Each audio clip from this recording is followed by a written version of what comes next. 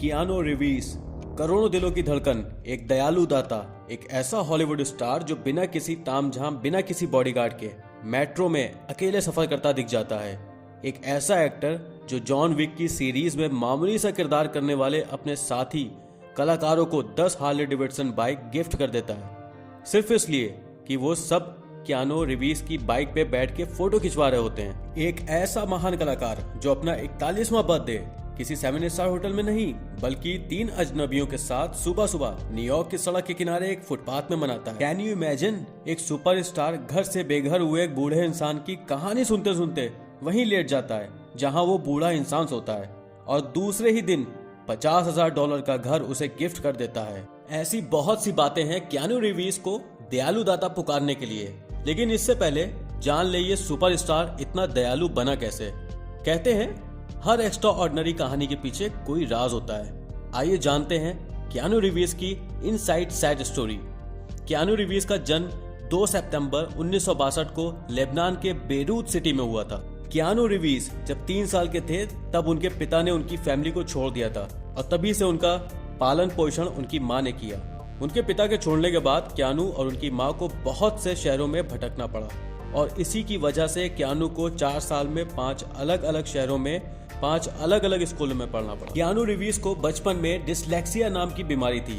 दोस्तों, इस बीमारी में कुछ भी पढ़ना और उसे याद रखना बहुत मुश्किल होता है और इसी वजह से कियानो को पढ़ाई बीच में ही छोड़नी पड़ी। कियानो के इकलौते फ्रेंड थे जिनका नाम था रिवर्स फिनिक, जिनसे वो सारी बातें करते और काफी वक्त गुजारते उनके साथ, बट अनफॉर्चुनेटली उनके दोस्त की ड्रग्स ओवरडोज की वजह से डेथ हो गई, जिससे वो काफी टूट गए। कियानो रिवीज एक बहुत अच्छे स्टेट लेवल के फुटबॉल प्लेयर थे, पर इसमें भी उनकी किस्मत ने साथ नहीं दिया और फुटबॉल खेलते वक्त उनके पैर में फ्रैक्चर हो गया, जिसकी वजह से उन्होंने फुटबॉल को हमेशा के लिए अलविदा कह दिया।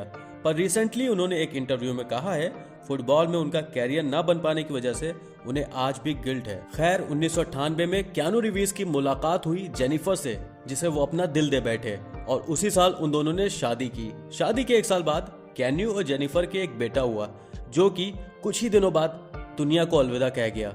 अभी कैन्यू दोस्त के अचानक दुनिया से चले जाने के गम से उभरे भी नहीं थे कि उनका बेटा भी इस दुनिया को छोड़ के चला गया, पर एक बदकिस्मती ने उनका साथ अभी भी नहीं छोड़ा। 2 अप्रैल सन 2001 कैलिफोर्निया के लॉस एंजलिस में एक कार एक्सीडेंट में उनकी वाइफ जेनिफर की भी डेथ हो जाती है, जिसकी वजह से कैन्यू रिवीज एक सुपरस्टार कई महीने डिप्रेशन में चले गए। पर अफसोस, बदकिस्मती ने उनका साथ फिर भी नहीं छोड़ा। एक तरफ मैट्रिक्स मूवी की सफलता का जश्न मनाया जा रहा था, दूसरी तरफ कैन्यू को सगी इकलौती बहन का 4th स्टेज का कैंसर हो जाने की खबर मिलती, जिससे कैन्यू फिर पूरी तरह टूट जाते हैं। लेकिन इस बार वो हार नहीं मानते, क्योंकि बहन के अलावा इस दुनिया में उनका कोई नहीं बचा था जिसे वो अपना कह सकें। इसीलिए उन्होंने दुनिया के टॉप क्लास डॉक्टरों के साथ टॉप क्लास हॉस्पिटल में इलाज शुरू करवाया, जो कि 4 साल चला। और 4 साल कैन्यू अपनी बहन के साथ ही रहे बिना कोई मूवी किए, और 4 साल बाद बहन के पूरी तरह ठीक हो जाने के बाद जो उन्होंने मैट्रिक्स मूवी से पैसा कमाया उसका 75% कैंसर हॉस्पिटल को डोनेट कर दिया, जो कि करीब 60 करोड़ के आसपास बनता था।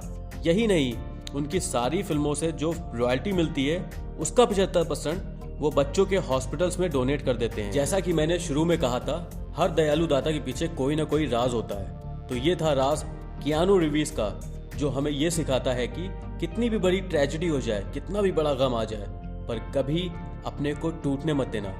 Best of luck, bye bye.